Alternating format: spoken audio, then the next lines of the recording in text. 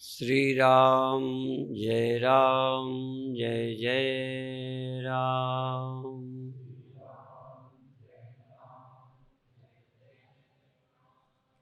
श्री राम जय जय राम।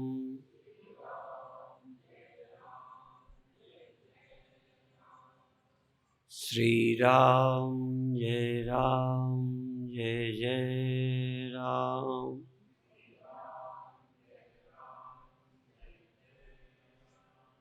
सच्चिदानंद भगवान की, सनातन धर्म की।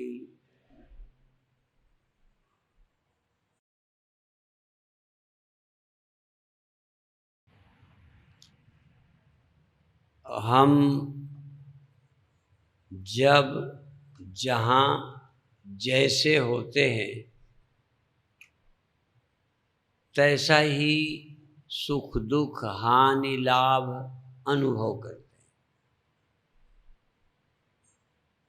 हैं। जब हम जागृत अवस्था में होते हैं जैसे अभी, तो यहाँ का ही सुख दुख लाभ हानि छोटे बड़े ये सोचते हैं।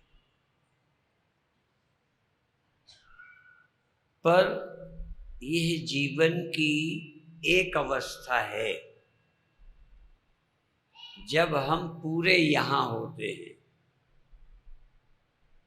और यह होते हैं, ऐसे होते हैं और यही मानकर जीते हैं। यही मानने के कारण चिंता करते हैं, भय करते हैं, खुश होते हैं। ऐसा कोई आदमी जो खुश ना होता हो, हर्ष, और ऐसा कोई व्यक्ति जिसको कोई भय, नुकसान का डर, नुकसान होने पर दुख नहीं होता। पर ये तुम्हारे जीवन का एक अवस्था है। जैसे हम आपके जीवन की व्याख्या करें तो आपका समय के नाते नहीं, समय कहाँ कितना लगाते हो तुम जानो, पर तुम तीनों जगहों पर जाते हो। कुछ समय घड़ी से मैं नहीं बताता, थोड़ा कम ज्यादा हो सकता है, पर कुछ समय सब लोग इस जागृत देह में दुनिया में रहते हैं। यहाँ अमीर होते हैं, गरीब होते हैं, यहाँ अपने लोग होते हैं, किसी के अपने साथ देते हैं, किसी का विरोध करते हैं। यही तो है आपका अनुभव। हम अपनी ओर से आपको कुछ अभी नहीं बताएंगे, आप जो जानते हो उसको दोहराएंगे, जिससे हम और आप एक मत हो जाएं। शुरू से ही हमारा तुम्हारा विरोध न शुरू हो। शुरुआती तौर पर हमें लगे या आपको लगे कि स्वामी जी ठीक कह रहे हैं, पहले हम कोई ऐसी बात करें जहां आप गए नहीं हो, जहां आप रहे नहीं हो, जहां रहने का आपको ख्याल भी नहीं है कि ऐसी भी कोई जगह है जहां दुख नहीं है, मौत नहीं है, भय नहीं है, चिंता नहीं, हानि नहीं, लाभ नहीं। ऐसी जगह आपने देखी ही नहीं है। ऐसी जगह का ख्याल है, आप स्मरण करो, स्मरण करो जब आपके ख्याल में जन्म और मरना नहीं है, मेरा और तेरा नहीं है, हानि लाभ नहीं है। ऐसी जगह होश में तो देखी नहीं, बुद्धि पूर्वक ध्यान पूर्वक ऐसी जगह कहीं नहीं गए जहां मौत नहीं पहुंचती।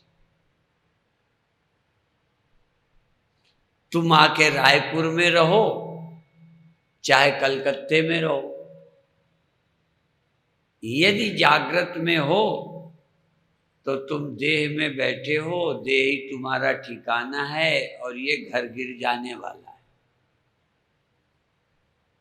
जिस घर में रहते हो, एक दिन नया नया मिला था, ये मकान तो रोज बढ़ता घटता नहीं है, ये जो बाहर के, पर ये मकान जब आप इसमें रहना शुरू किया था तब बड़ा नया छोटा सा मकान था। अब ये मकान बढ़ता गया, तुम इसमें रहते रहे, रह के बढ़े, इसी में रहते रहे, ये मकान बदलता गया, ठीक है ना। अब धीरे धीरे बड़ा होता गया, हम खुश भी होते गए। अब पता नहीं अपने आप ये उल्टा शुरू हो गया, बूढ़ा होना शुरू हो गया, बिगड़ना शुरू हो गया। पहले इसमें रह के खुशी मनाते थे, अब इसी में बैठे बैठे सोचते रहते हैं अब क्या होगा, अब क्या होगा, अब क्या होगा। और सरकार कोई हो जाए, धन कितना हो जाए,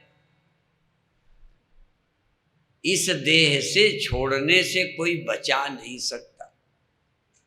हम भी इस देह को छोड़ने से बचाने नहीं आए। ये मेरे हाथ में भी नहीं है कि तुम गुरु बनाओ, मेरे से प्रार्थना करो कि स्वामी जी और कुछ करो, चाहे डांट लो, चाहे मार लो, दान ले लो, एक आध प्लाट ले लो, तुमको हम और कर देंगे, पर इस शरीर में ही बने रहने का इंतजाम कर दो। तो ऐसा गुरु तुम्हें मिला है कोई?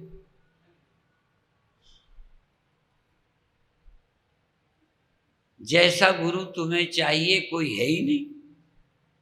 तुम्हें गुरु चाहिए यहाँ सब ठीक ठाक रहे, यही हम बने रहें, तो अभी तक तो हमें तो मिला नहीं। तुम्हें मिल गया हो तो तुम उसी को गुरु मान लेना।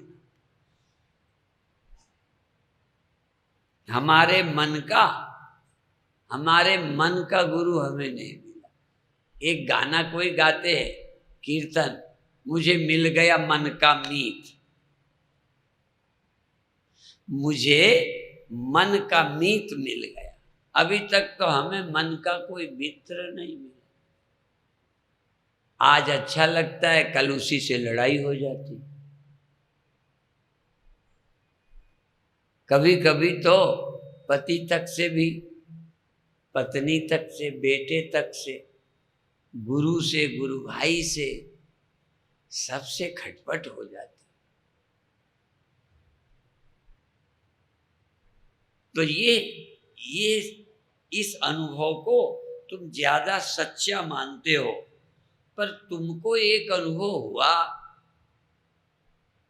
जैसे नेचर से, प्रकृति से तुम जगकर इस देह में रहते हो, ऐसे मेरे कहने से नहीं, किसी राजनीतिक पार्टी के कहने से नहीं, किसी के दबाव से नहीं, जिस नेचर ने, प्रकृति ने तुमको इसमें बिठाया है, जागृत में इसमें रखता है, वही तुमको कुछ देर के लिए स्वप्नों में भेज देता है। जिन जिन को वह स्वप्नों में तुम्हें ना भेजता हो वो बताओ।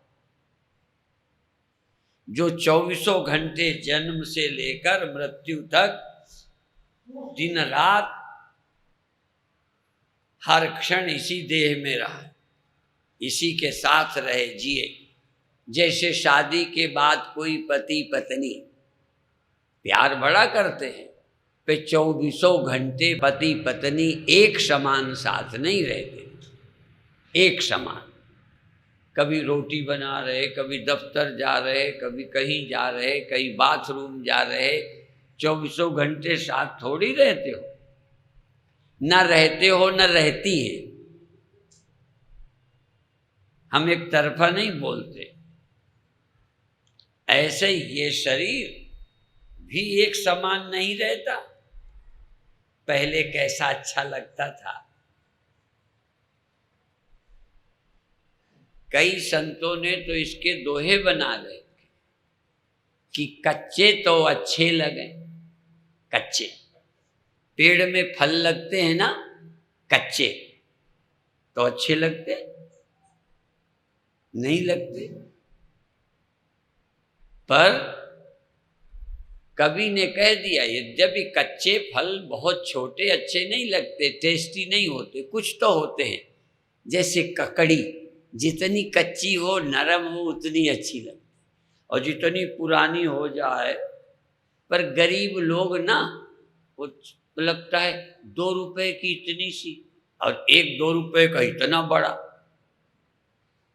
उसको हम लोग डोंड़ा बोलते, बड़ा लंबा,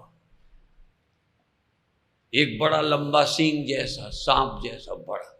अपन तो पैसे कम तो बड़ी चीज लेते थे। छोटी में लगता था इतनी सी ककड़ी 2 रुपए की या 1 रुपए की। पेट भरना है ना तो ज्यादा में भरेगा। तो कई चीजें हैं, पर बेर है, कोई चीज है, कच्चा तो अच्छा नहीं लगता। पर एक संत ने, चिंतक ने कहा, कच्चे तो अच्छे लगे और गदरे बीच वाले अध पके बहुत मीठा है। अध पके बहुत मीठे लगते हैं। और ऐसे सखी कौन फल जो पाके पे कड़वा है? ऐसा कौन फल है जो पकने पर मीठा न लग के कड़वा लगता है? अधिकतर सारे कच्चे में स्वाद टेस्टी नहीं होते, पकने पे टेस्टी होते हैं। आम, अमरूद। यद्यपि हमारा एक विद्यालय चलता है, अमरूद लगे हैं तो पकने ही नहीं पाते, वहां की बच्चियां सब कच्चे ही तोड़ के खा जाती। पर पक जाए इतना धैर्य नहीं है, नहीं तो टेस्टी तो पकने पे लगेंगे। सारे दुनिया के फल पकने पे मीठे लगते हैं, पर एक चिंतक कहता है, ऐसा कौन सा फल है कर्मों का, ऐसा कौन सा फल है जो पकने पे कड़वा लगता है? और वो है मनुष्य का देह। छोटा छोटा बच्चा, अभी जहाँ ठहरे एक छोटी बच्ची, अभी यहाँ भी बच्चे खेल रहे थे, कितना आनंद में खेल रहे हैं। वो खुद भी खुश हैं और उनको देख देख के माता पिता घर के बड़े खुश।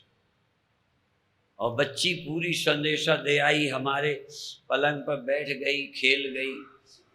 कच्चे बहुत अच्छे लगते हैं, और पकने में तो और कहना क्या है, जवानी में गदरे, और जब बूढ़े पक जाते हैं तो कड़वे लगने लगते हैं। घर वालों को भी कड़वे लगते हैं, खुद को भी अपना बुढ़ापा बड़ा कड़वा लगता है। आप तो चाहते हो बूढ़े हो जाएं, आम पक जाएं, न पके तो पकाते हो, और ये पकता है तो रोते हो। आप तो खुशी मनाओगे ना पकने पर। जितना ही पकता है, रीढ़, पैर, सिर सब दुखता है। खैर, ये तुम्हारी जिंदगी के समय का एक टाइम है जो जागृत में बीतता है, दूसरा टाइम स्वप्नों में बीतता है, और तीसरा टाइम गहरी नींद में बीतता है।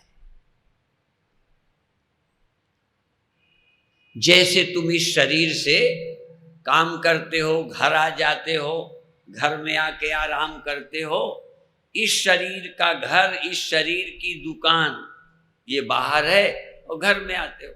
इसके अंदर वाला जो है वो जागृत में आता है, इसमें रहता है, और इसमें रह के इस दुनिया को देखता रहता है।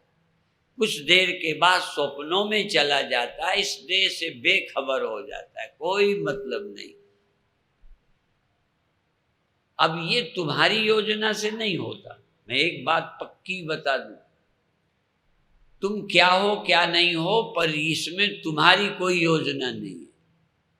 तुम देह में आने को मजबूर हो, न चाहो तो भी नींद खुलेगी, यहां आ जाओगे। तुम चाहो तो देह में आओ, नहीं तो सोए रहो। हाथ उठाओ, कितने हैं जो चाहें तो सो ही रहेंगे।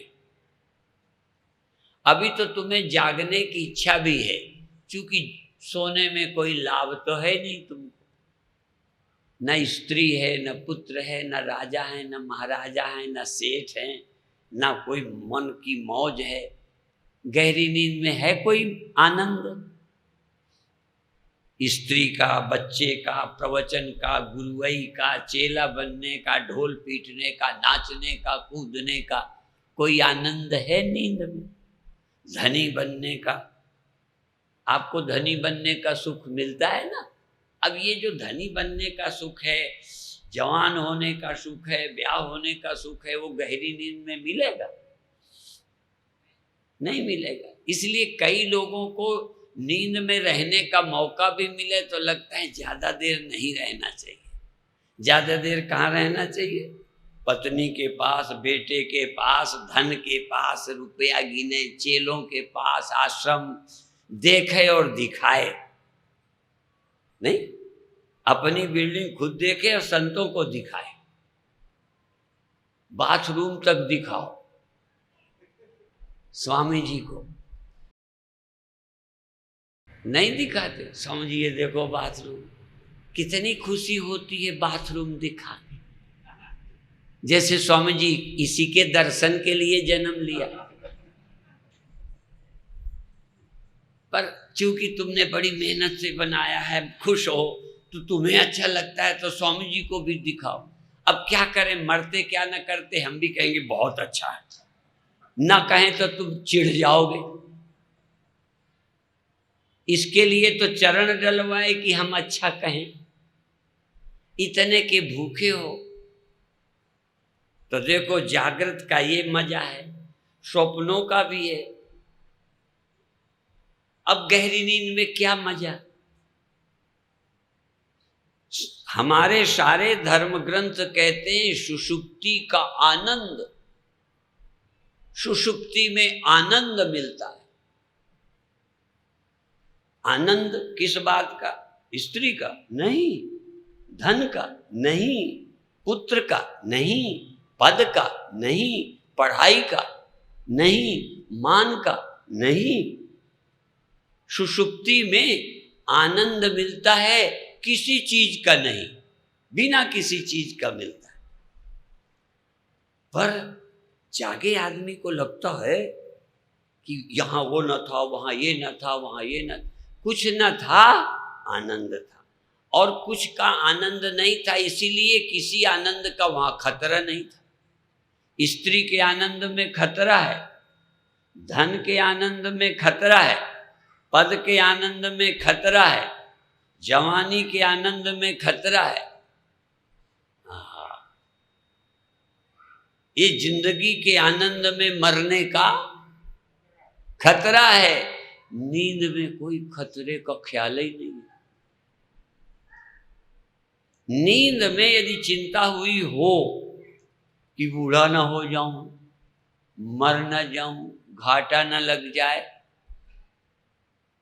गहरी नींद लाभ हानि की चिंता से परे। जागृत लाभ हानि से लाभ का हर्ष, खोने का भय, लाभ हानि, जय पराजय, सुख दुख दोनों हैं जागृत में। नींद में दुख है, चिंता है, भय है, छोटा बड़ा है। अब वो तुम्हारा कुछ देर तुम्हें उस अवस्था में रहने का मौका मिलता है कि नहीं? जिसको ना मिलता हो बताए, वो किसकी मर्जी से? जिसकी मर्जी से दुनिया बनी है, जिसकी मर्जी से सब है, उसी की मर्जी से तुम्हें 3 जगह रहने का रोज अवसर मिलता है। कुछ देर यहाँ, कुछ देर स्वप्न में, कुछ देर गहरी नींद में। अब तीनों को चुनो, कौन अच्छा है? सोचो, तुम्हें ज्यादा टाइम मिले तो कहाँ रहोगे?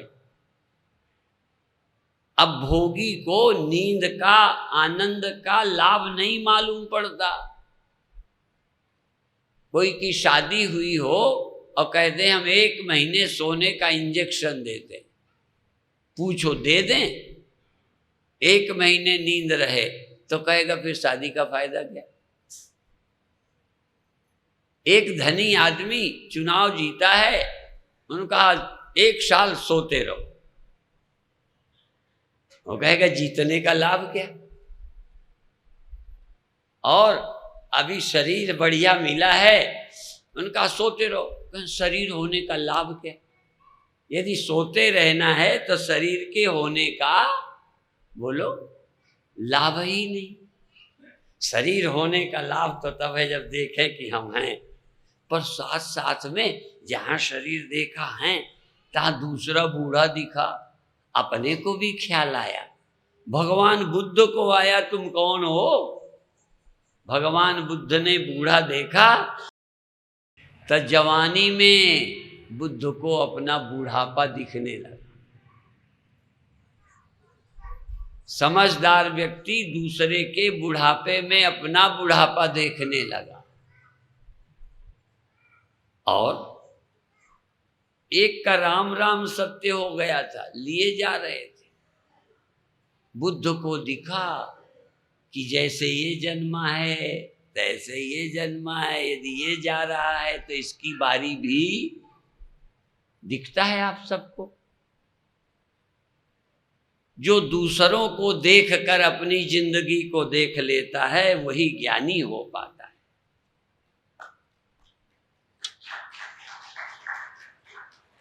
जो दूसरों को देख के भी नहीं देख पाया अंधा, वो क्या आंखें खोलेगा अपनी। बुद्ध दूसरे बूढ़े को देखा, एक लाश को ले जाते देखा, हाँ बूढ़े को, एक बीमार को देखा।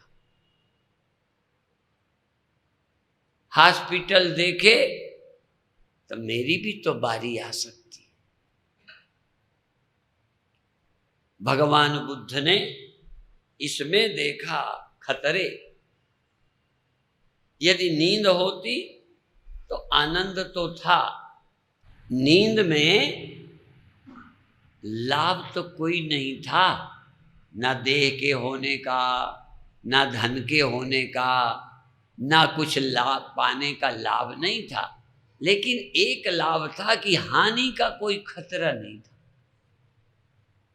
आप बताओ नींद में क्या खतरा था। नींद एक ऐसी चीज है जहां भगवान तुमको कुछ देर ले जाते हैं। जिस भगवान ने तुम्हें देह में पहुंचाया है, जिसके इस दिव्य विधान में तुम कुछ देर देह में रहते हो, कुछ देर स्वप्न देखते हो, कुछ देर गहरी नींद में जाते हो। अब तुम खुद चुनाव करो कि यदि परमानेंट रहने को मिले तो कहाँ रहोगे।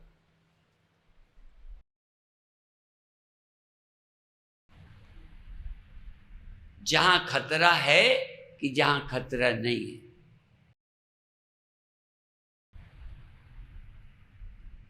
जहां मरने का, देखो जिंदा होने का है तो हम मरने का खतरा। नींद में तो हमें जीवित होने का भी कोई मतलब नहीं थे तो, पर जैसे हमारे अक्ल ही नहीं कि हम जी रहे हैं, मर जाएंगे, आनंद है चला जाएगा, जवानी है बूढ़े हो जाएंगे, धनी हैं निर्धन हो जाएंगे, राजा हैं कल सड़क पर आ जाएंगे। ये सब होता रहता है यहाँ एक जगह है। तो चलो अभी नहीं, यदि यहाँ से हटाए जाओगे तो क्या है। यहाँ से हटाए जाओगे स्वप्नों में जाओगे, स्वप्नों से हटाए जाओगे तो वहां जाओगे जहाँ कोई खतरा नहीं। तो क्या खतरा है, जरा उसके द्वारा इस खतरे को दूर करो। जब 3 जगहें तुम्हारी हैं तो जब यहाँ खतरा होगा तो तुम कहाँ भेजे जाओगे। यहाँ से जाओगे तो चलो स्वर्ग जाओगे, नरक जाओगे, वहां जाओगे। वहां से भी हटाए जाओगे तो कहाँ जाओगे। महाप्रलय में जहां दुनिया नहीं होगी वहां जाएंगे। जहां दुनिया नहीं होगी, महाप्रलय में कहां जाते हैं? जहां दुनिया नहीं होती, जहां काल का भी पता ही नहीं चलता। नींद और महाप्रलय और मृत्यु, व्यक्तिगत मृत्यु, नींद और महाप्रलय वहां ले जाते हैं जहां उतने समय तक कोई खतरा नहीं। महाप्रलय तो बहुत आनंद की अवस्था है। इसीलिए ज्ञानियों को कहा है प्रलय न व्यथंति च। ज्ञानी व्यक्ति तो प्रलय में भी व्यथित नहीं होते। उन्हें तो लगता है हम तीसरी जगह भेजे जा रहे हैं, यहां से वहां ट्रांसफर, वहां से वहां और वहां से फिर यहां। तो जब भगवान को काम लेना हो तो यहां भेज दें, यहां काम के लिए यहां भेजें, आराम के लिए वहां। काम के लिए दुनिया में, आराम के लिए महाप्रलय। काम के लिए जागृत, आराम के लिए गहरी नींद। अभी नींद में और मृत्यु में तुम्हें फर्क लगता है। पहले हम लोग पंखों को और बल्बों को बुझाते थे, ये डरते थे कि ज्यादा देर चलेगा तो पंखा गर्म हो जाएगा, ऐसा हमको तो लोग चलाते रहते। ऐसे ही बल्बों को भी बुझाते थे, बचत के लिए भी बुझाते हैं और नुकसान से डरने के लिए भी बुझाते हैं, खुशी से। तो ऐसे ही अभी आप ये देखो कि थोड़ी देर को यदि नींद में चले गए तो क्या हो गया? यहां इतना अच्छे काम करने पर थोड़ा बहुत लाभ हानि का खतरा है, पर क्यों है? अज्ञानता के कारण, नासमझी के कारण। यहां अपने लाभ के लिए आए ही नहीं, यहां तो भगवान का काम करने आते हैं। भगवान हमें थोड़ी देर यहां भेजते हैं कि कुछ काम करो, लाभ न उठाओ, देह को अपना न बनाओ, यहां अपनी दुकान जमाने की चेष्टा बोलो ना करो। भगवान ने तुम्हें भेजा काम करो, और जब यहां से थोड़ा सा बोर हो, थक जाओ, तो अपने घर आराम करो। वो आपका घर है। अभी जीवन में भी रोज जाओ और एक दिन देह छोड़कर, अभी देह को भूल कर जाओ, अभी प्रतिदिन देह को भूल कर आराम करो, और आखिरी दिन शरीर छोड़कर आराम करो। करोगे कि नहीं? अच्छा, नहीं चाहो तो भेजा जाएगा कि नहीं? तो क्या चाहे, कान पकड़ के ले जाया जाए कि अपने आप राजी रहना चाहिए? हम राजी हैं उसी में जिसमें तेरी रजा है। यहां यूं भी बाबा है, वो भी बाबा है। अच्छा भगवान तेरी मर्जी, तेरी मर्जी। तू यहां रखेगा तो यहां भी हम अपना बना के नहीं रहेंगे। देखो, मौज किसकी रहेगी? जो यहां भेजा गया है किसी ने, करन करावन एक ही, करने कराने वाला वो है। उमादार योषित की नाई, सब ही नचावत राम गोसाई। भगवान ने तुम्हें इसमें भेजा है, ऐसा लगता है कि भेजा है? देखो, जीते सब हैं, कथा क्यों करनी? जो अभी ख्याल में नहीं आता वो ख्याल में आने लगे। बस कथा का प्रयोजन इतना है, अपन को ये नहीं है कि कुछ करेंगे। भेजने वाला वो, वापस करने वाला वो, बुलाने वाला वो, काम करने वाला वो, करते तिनैया का एक ओंकार, सतनाम करता पुरुष, निर्भव निर्वैर, अकाल मूरत, अजूनी सहभंग, गुरु प्रसाद जप। आद सच जुगाद सच, है भी सच नानक होशी भी सच। भगवान को हम क्यों मानते हैं? क्योंकि ऐसा नहीं लगता कि हम अपनी मर्जी से जाते हैं, मर्जी से आते हैं। ऐसा लगता है भले किसी को नहीं दिखता ईश्वर। अब आप बैल को ले जाते हैं, गधे को ले जाते हैं, बांध रखते हैं, नथ लगाते हैं, हल पे चलाते हैं, और तब भी न समझे कोई मालिक है, तो है ना पूरा बैल। इतना वो कर रहा है, फिर भी मालिक है कोई, जिसके कारण बिना मर्जी के भी सब हो रहा है न चाहने पर। फिर भी बैल को समझ ना आए मालिक, तो बैल नहीं है। और जिस आदमी को मालिक समझ ना आए वो बैल नहीं है।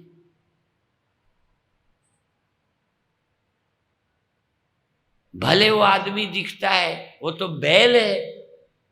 जिसको मालिक नजर आने लग जाए, मालिक का नियंत्रण दिखने लग जाए, समझो यह आदमी हो गया, मनुष्य हो गया।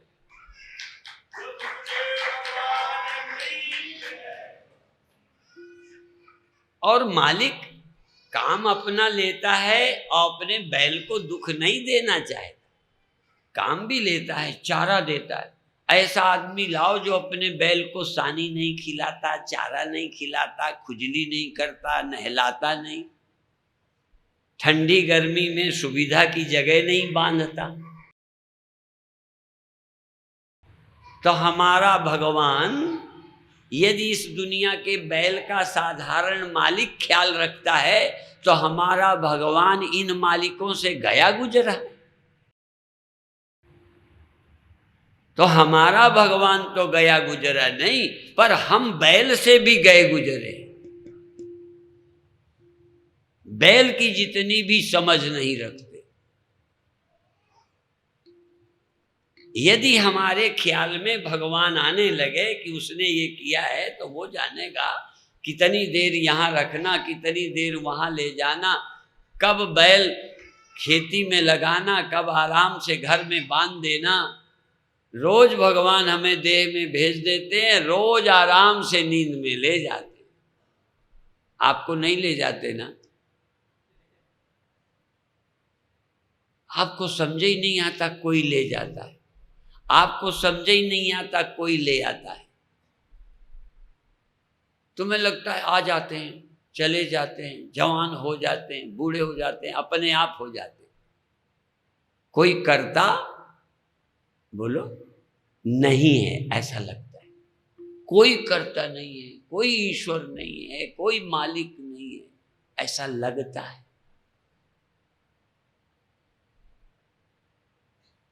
जर और क्या है, अपन सोच ही सकते हैं।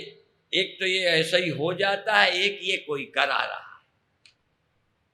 सबही नचावत राम गोसाई, उमा दारु योषित की नाई। उर प्रेरक रघुवंश विभूषण। जिसको ये ख्याल आने लग जाए कि कोई है, बस फिर हो गए भगत। भगत होने के लिए काम थोड़ी बदलना है कि हम यहाँ ना आएंगे या नींद में न जाएंगे या देह न छोड़ेंगे। ये तो मूर्ख की योजना है, जिसके समझ में कर्ता कोई नहीं है, जिसके समझ में ईश्वर कोई नहीं है, उसकी अपनी योजना है। जिसकी समझ में ईश्वर है, उसकी अपनी योजना नहीं है, वो उसकी योजना से चलता है। कब बैल को कहाँ लगाना, कब घर ले जाना, मालिक जाने। कब तक यहाँ रखेगा, तुम्हारे अनुसार। और यदि उसको मालिक समझते हो तो उसके भक्त हो जाओ। हम राजी हैं उसी में। भक्ति का क्या मतलब? मंदिर चले जाना, वो भी भक्ति है, पर मेरी समझ में भक्ति है, हम राजी हैं उसी में। अच्छा, हमारा सच्चा चेला कौन? जो अपने मन की करे या हमारे मन की?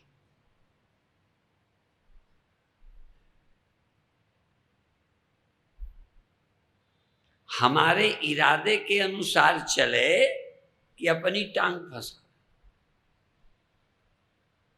तो तुम भगवान के भक्त होने के लिए क्या करो? राजी हो जाओ बस। जो वो कराए करते रहो, वो बुलाए चले जाओ, वो रखे बने रहो, बिना शिकायत के प्रसन्नता से उसके निर्णय पर बने रहना, जैसा वो चाहे। अब वो बताएगा नहीं, वो एकदम कहेगा चलो, एकदम कहेगा यहाँ आओ, बस। वो पहले से तुम्हें बताएगा नहीं। कई लोग यही कहते तुम्हें पहले से बताना चाहिए था। कई बार कोई गाड़ी का ड्राइवर है, उनका चलो मैं पहले से बता देते।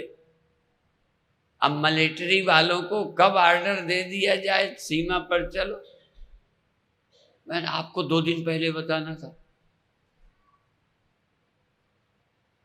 आपको शरीर छोड़ना है, कई महीने पहले बताया जाए। हम राजी हैं उसी में जिसमें तेरी रजा है। यहाँ या हमें, यहाँ कहो या हमें यूं भी बाबा है, वो भी बाबा है, हम राजी हैं उसी में। तू यहाँ रखना चाहेगा तो उतनी खुशी से रहेंगे, तू वहाँ ले जाएगा तो उतनी खुशी से जाएंगे।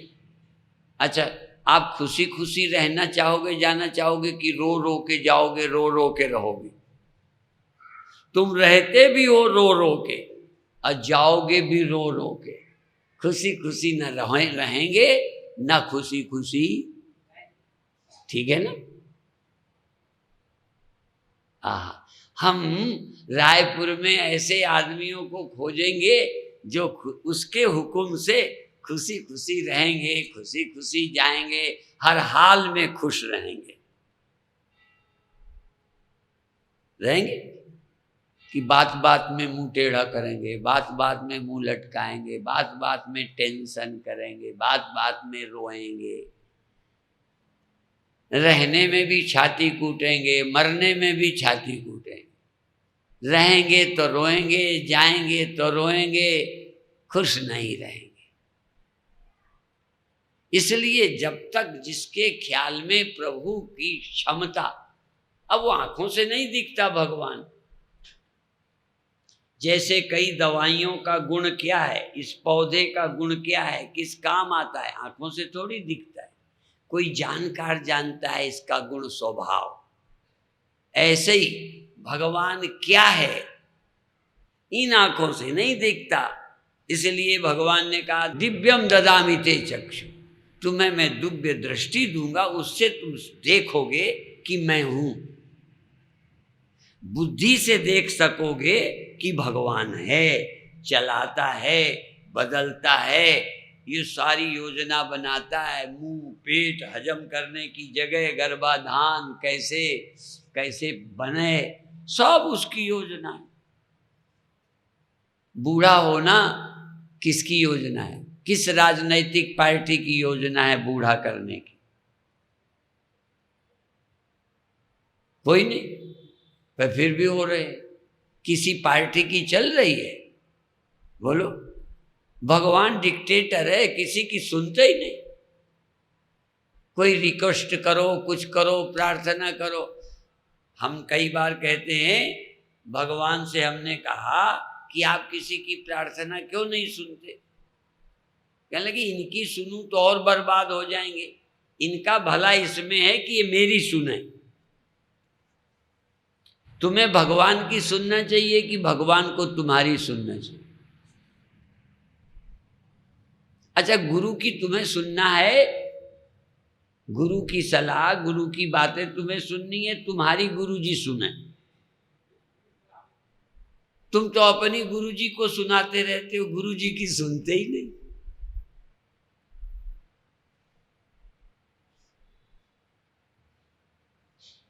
भगवान की सुनो, वो क्या कहते हैं। इसीलिए अर्जुन और कृष्ण का संवाद, कृष्णार्जुन संवाद है। हाँ, कृष्ण और अर्जुन का संवाद है। अर्जुन कुछ कहता है, भगवान कुछ कहते हैं, अंत में पूरा चेला बन गया। अब कहता है, देखो पूरे अध्याय हो गए, 18 अध्याय लगे, तब अर्जुन कहता है करिष्ये वचनम तव, अब जो आप कहो करूँ। इसका मतलब पहले करने नहीं आया था, भगवान से अपने मन की करवाने आया था। पहले भगवान की सहायता अपनी वासना की पूर्ति के लिए, अपने अनुसार भगवान को चलाना चाहता था। गीता सुनने के बाद भगवान के अनुसार अर्जुन चलने लगा।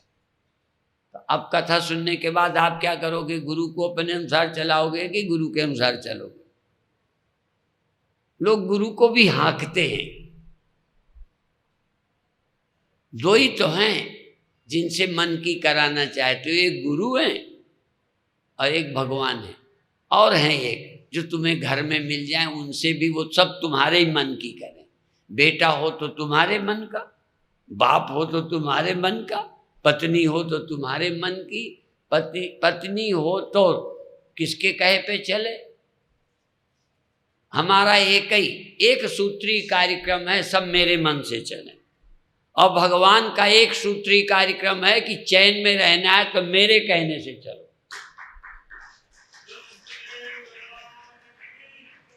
ठीक है, तो भाई अब हम क्या करें? जीवन में भगवान है, पहले खोजो। भगवान दिखते नहीं, पर उनकी ताकत, उनका स्वभाव, उनकी प्रक्रिया, उनका कानून दिख रहा है। क्योंकि तुमने नहीं चाहा बूढ़ा होना, तो ये किसके कानून से चल रहा है बुढ़ापा? शरीर छोड़ने की स्कीम तुम्हारी है नहीं, क्यों छोड़ना पड़ता है?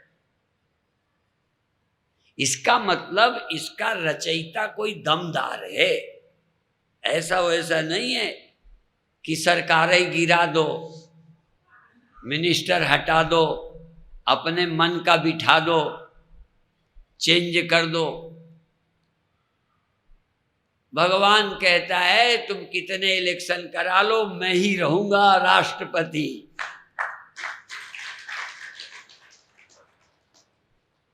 वहां का तो बदल गया, बुश की जगह दूसरा आ गया, पर हम जहां रहते हैं यहाँ हमारा इस संसार का पति, ना हमने बदला, ना तुम बदलोगे, ना कोई इलेक्शन है। डिक्टेटर है, जब से दुनिया चली वही मालिक रहा है, वही मालिक है और वही आगे भी मालिक रहेगा। आज सच, जुगाद सच, है भी सच, नानक होसी भी सच। हमारी चली कभी नहीं।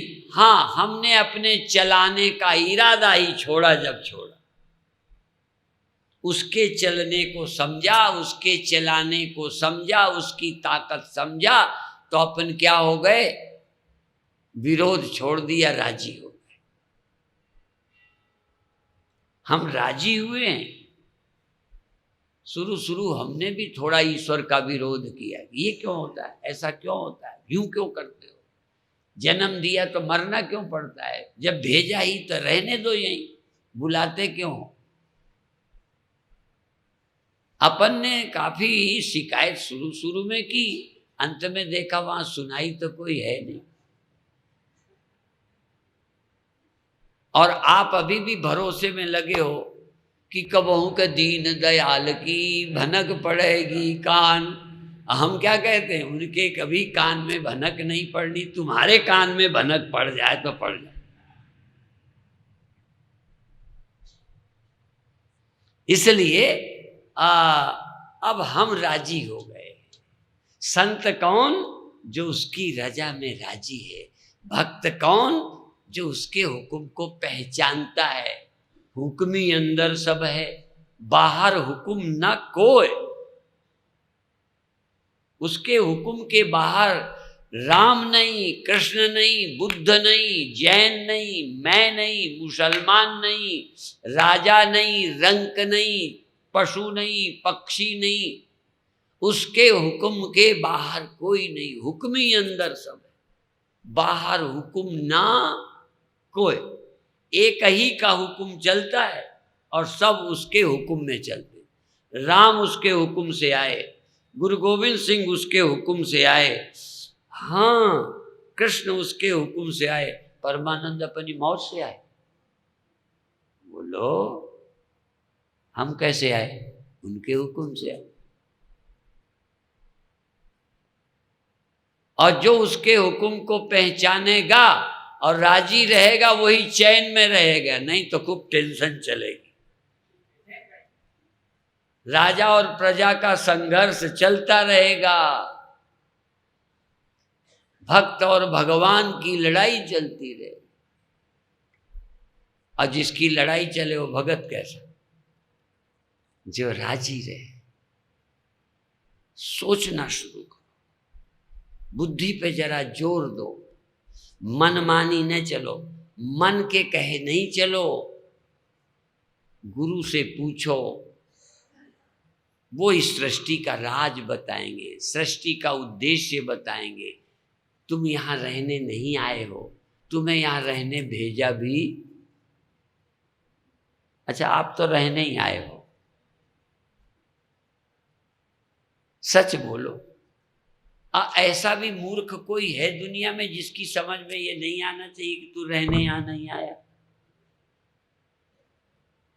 काम करने को भेजा है, पे यहां रहने को, फिर जैसे भेजा है वो बुला लेगा। बेचैनी उसी की मिटेगी जो ये सचमुच अंदर खोपड़ी में बैठ जाए अच्छी तरह, बस। फिर सुबह से शाम तक पूजा ही पूजा है।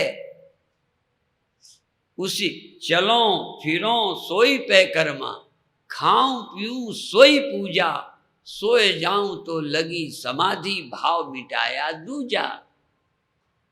दूसरा कोई मालिक नहीं, वो डुलाता है मैं डुलता हूँ, हिलाता है मैं हिलता हूँ, खिलाता है मैं खाता हूँ, बुलाता है मैं जाऊंगा, भेजा है मैं आया हूँ। इसलिए जहां तुम रखोगे वहीं मैं रहूंगा, जहां तुम रखोगे वहीं रहूंगा, यही ना भक्ति। अच्छा क्या है? दीपक जलाना भक्ति? हमारे गुरुओं ने कहा ये चंद्रमा और सूरज उसकी आरती कर रहे हैं, ये तारे, ये आकाश थाली है। देखो यहाँ थालियां रखी है ना, ये आरती की, अभी जलाई नहीं गई, जलाई जाएंगी, ठीक है ना। ये हमारी आरती होगी, हनुमान जी की होगी, समझ में आए।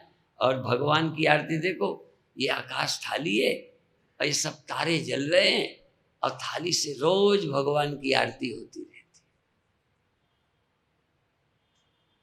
सब भगवान की पूजा की सामग्री है ये सब। ये सारी दुनिया भगवान की पूजा की सामग्री है। हम उसके पूजा के ही तो फूल हैं, उसकी पूजा के लिए। हमारा जीवन उसके लिए हो, पर बनाना पड़ेगा रोज रोज ट्रेनिंग ट्रेनिंग। यदि मिलिट्री का आदमी बनाना पड़ सकता है, ये घोड़े ट्रेंड किए जा सकते हैं, बैल ट्रेंड करने पड़ते हैं, नहीं तो कहीं का कहीं चला जाए। मिलिट्री के घोड़े ड्राइवर ट्रेंड करने पड़ते हैं। ऐसे ही भगवान ने भेजा है कि तुम भगवान की विद्या को समझो और 24 घंटे वहाँ न बैठे रहो, कभी यहाँ कभी वहाँ, कभी शरीर में कभी शरीर छोड़ो और भगवान का काम करते रहो निश्चिंत होकर। अभी आप यहाँ प्रवचन में आए हो, थोड़ी देर बाद घर चले जाओगे, फिर कल आओगे, बस। तो यहाँ तो घर भी तुम्हें दिख रहा है, और यहाँ का भी पता था, आ गए। पर इस दुनिया से, इस देह से जाते हो तो जैसे घर का पता ही नहीं है। थोड़ा अंदाज लगाओ ना नींद से।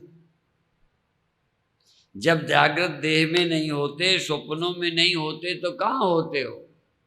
गहरी नींद में होते हो। तो जब देह नहीं होता, प्राण नहीं होता, तो कहाँ होते हो? तो महाप्रलय में, मृत्यु में हम वहीं होते हैं जहां से भेजे गए। पर हमको इंद्रियों से जो दिखता है ये तो लगता है। जो बिना इंद्रियों के जहां जाते हैं नींद में, जहां आंख नहीं, कान नहीं, नींद में जाते हो तो आंख होती है वहां, मन होता है वहां, दिमाग होता है? नहीं। यही तो चक्कर है। यहाँ दिमाग है भाई, यहाँ दिमाग से काम लेना है, यहाँ इंद्रियों से काम लेना है, इसलिए दिया गया।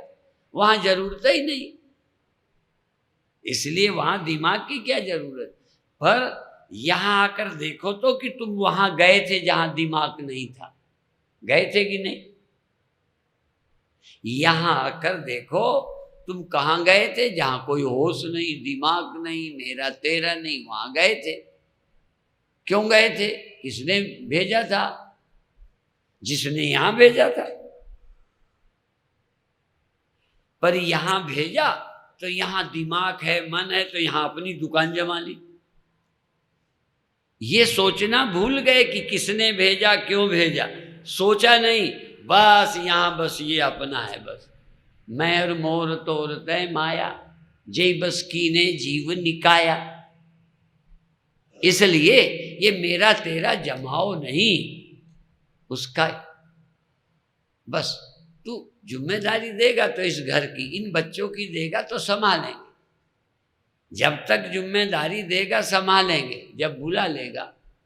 अच्छा, यदि तुम चाहो कि हम देख रेख यहाँ की करें और भगवान नहीं चाहे तो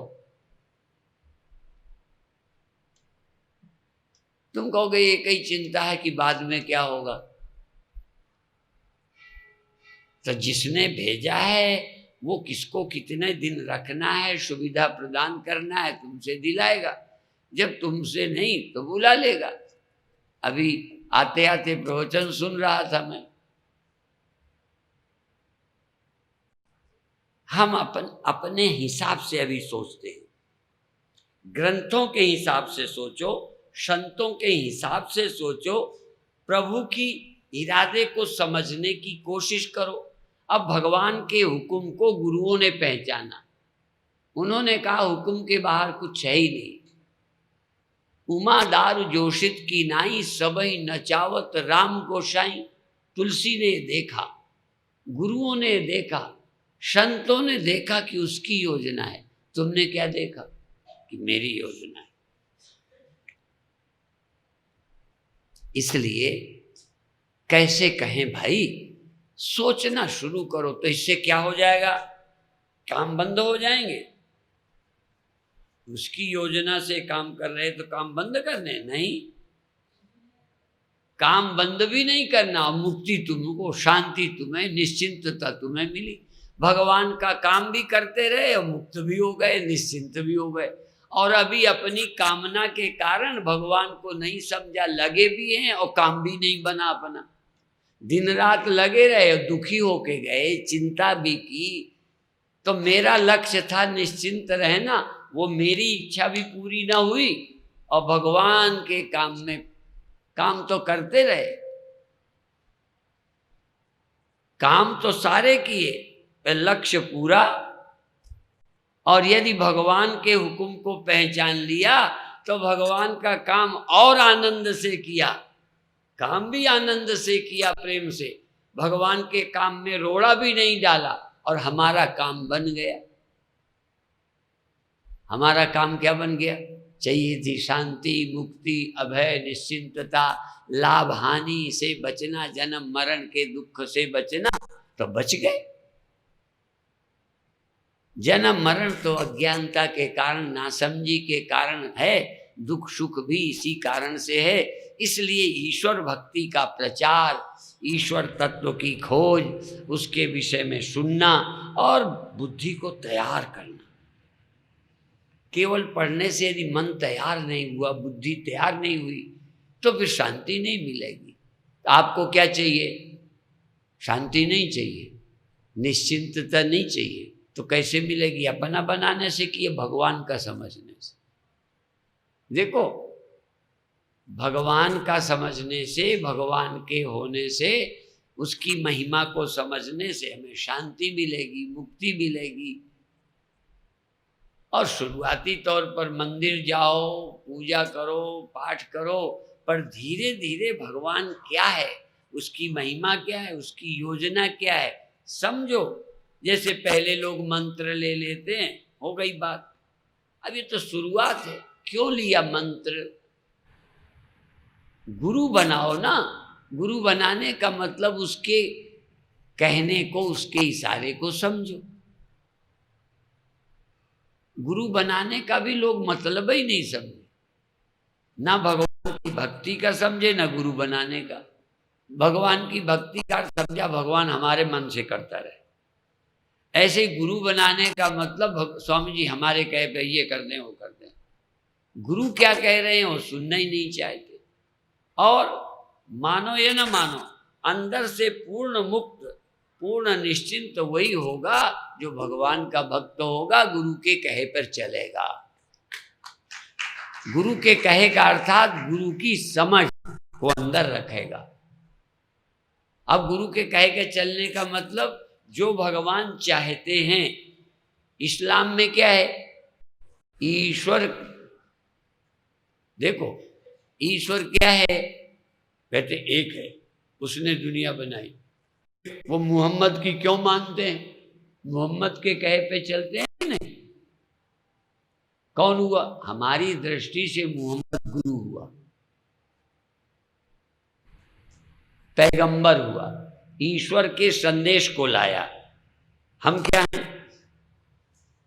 हम भी ईश्वर के संदेश को ही तो ला रहे हैं, ईश्वर की बातें ही तो बता रहे हैं कि वो उसका है सारा, उसकी कुदरत है सारी। तो कहीं ना कहीं गुरु की सब मानना। बुद्ध गुरु हैं, मोहम्मद गुरु हैं, राम गुरु हैं, कृष्ण क्या हैं? कृष्णम वंदे जगत गुरु।